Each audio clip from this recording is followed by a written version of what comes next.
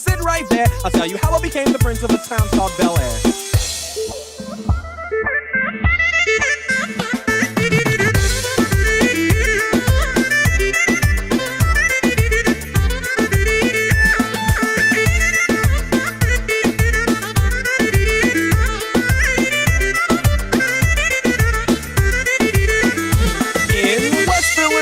Born and raised on the playground is where I spent most of my days.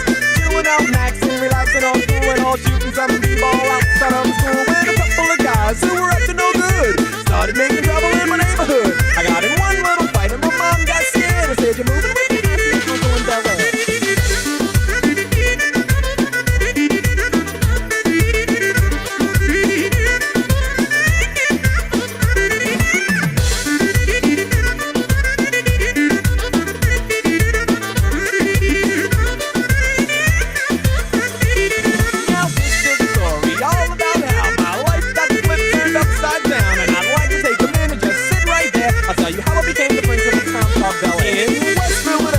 Born and raised on the playground is where I spent most of my days. Chilling out, maxing, relaxing on school and all, shooting some b-ball out.